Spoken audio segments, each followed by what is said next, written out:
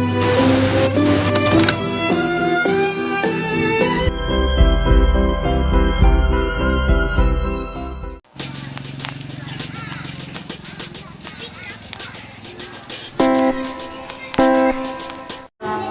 warahmatullahi wabarakatuh. Waalaikumsalam warahmatullahi wabarakatuh. Perkenalkan, nama saya Sofia Galizatu. Saya dari kelas 1K, NIM 2025-143-426. Saya berasal dari Universitas PGRI Palembang, Fakultas Keguruan dan Ilmu Pendidikan dari jurusan PGSD. Di sini saya akan melaksanakan pelajaran pedagogi dari Ibu Ika. Dan di sini saya akan mewawancarai salah satu guru SDN 149 beliau Ibu Rani Aprilisa SPD. Baiklah, saya akan bertanya beberapa hal. Yang pertama, apa filosofi pendidikan Anda? Pendidikan saya dalam pendidikan itu sesuai dengan arahan Bapak Pendidikan Raja Dewantara untuk berfokus pada pendidikan yang berpusat pada peserta didik, di mana guru itu menjadi suri tauladan peserta didiknya dengan menjadi pendidik yang berada di depan atau sesuai dengan prinsip Bapak Raja Dewantara. Yang pertama, ing ngarso sang tuludo, itu berarti kita menjadi teladan siswa di depan siswa.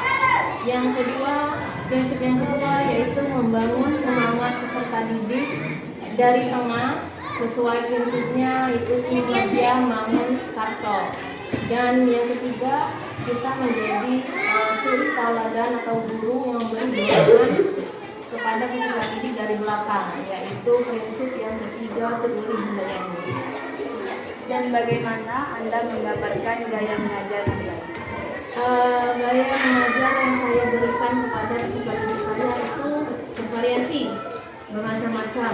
Saya tidak selalu memberikan gaya belajar yang monoton, karena kalau monoton siswa bosan. Jadi misalnya saya mata pelajaran pendidikan Pancasila, itu kan kalau siswa selalu diberikan gaya belajar yang selalu cuma mendengarkan penjelasan guru, jadi saya kadang membuat interaktif, misalnya menggunakan games kan banyak sekarang kan dari wall itu, jadi nanti siswa belajar di papan tulis menggunakan proyektor seperti itu. Pertanyaan selanjutnya, bagaimana Anda merencanakan pembelajaran untuk kelas Anda? Saya sebelum masuk kelas itu malamnya saya sudah menyiapkan apa yang akan saya berikan kepada peserta didik. Misalnya saya menyiapkan modul ajar, terus bahan ajar, dan keperluan yang akan saya berikan pada peserta didik, misalnya seperti catatan, itu kan nanti materi-materi yang sudah saya siapkan itu pada peserta didik.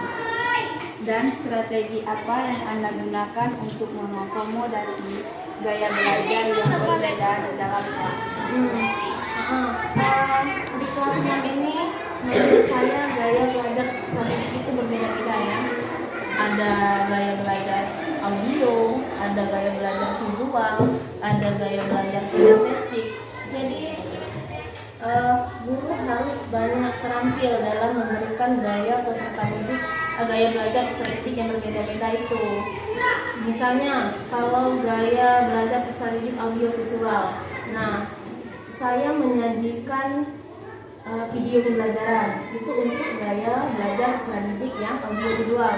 Mereka bisa melihat dan bisa mendengarkan dari video tadi, tapi tidak untuk anak yang gaya belajarnya kinestetik. Itu gaya belajar anak kinestetik itu lebih suka bergerak. Dia tidak suka yang hanya duduk diam, menyaksikan, menyimak. Nah, untuk mengatasi gaya belajar siswa yang kinestetik tadi, saya menyiapkan materi atau metode lain, misalnya menggunakan flashcard, kartu cepat. Jadi nanti kayak saya kasih soal-soal seperti itu ditulis di papan tulis dan siswa menjawab dengan cepat seperti itu. Jadi tidak hanya diam di kursinya. Dan kemajuan siswa? Metode belajar yang saya gunakan itu bervariasi juga, macam-macam. Saya sering mengganti. Biasanya saya sering menggunakan metode diskusi. Selain ceramah ya, ceramah itu pasti ada, karena itu setiap pelajaran pasti ada ceramah. Tapi saya menyisipkan metode diskusi. Terus yang terakhir kemarin kami belajar bermain peran atau role playing. Jadi siswa itu tidak jenuh, tidak bosan. Misalnya pelajaran pendidikan Pancasila, kami kemarin belajar tentang norma. Nah, norma-norma itu.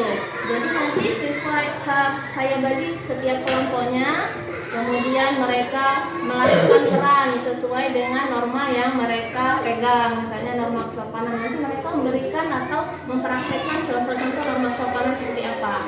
Mereka mempraktekkan misalnya begitu.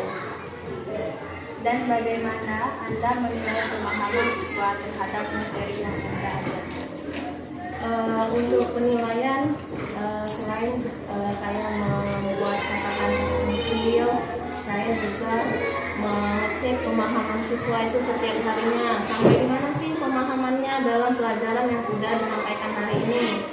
Misalnya, saya memberi kuis cepat atau pertanyaan cepat pada siswa. Nah, biasanya siswa yang saya tunjuk langsung bisa menjawab, itu berarti dia akan menyimak pelajaran yang saya berikan. Seperti itu. Dan pertanyaan terakhir, bagaimana Anda menciptakan lingkungan kelas yang positif dan mendidik? Nah, untuk menciptakan lingkungan kelas yang positif, tentunya itu sangat menunjang untuk pembelajaran kelas.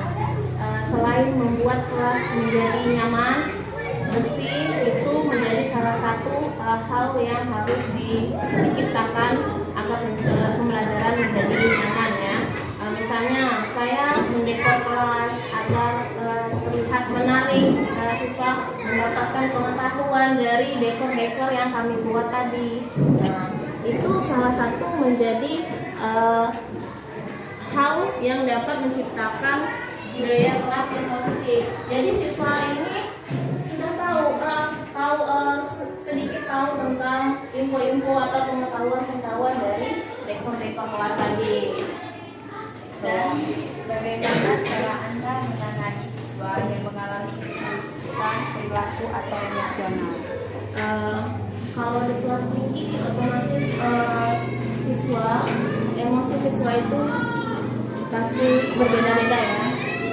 Untuk mengatasinya, paling hal pertama yang saya lakukan itu dengan cara melakukan bimbingan secara individual dulu kepada siswanya.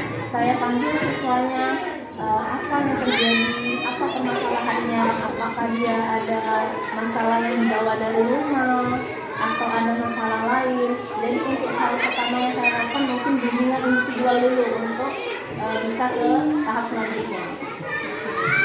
Baiklah, terima kasih atas waktunya.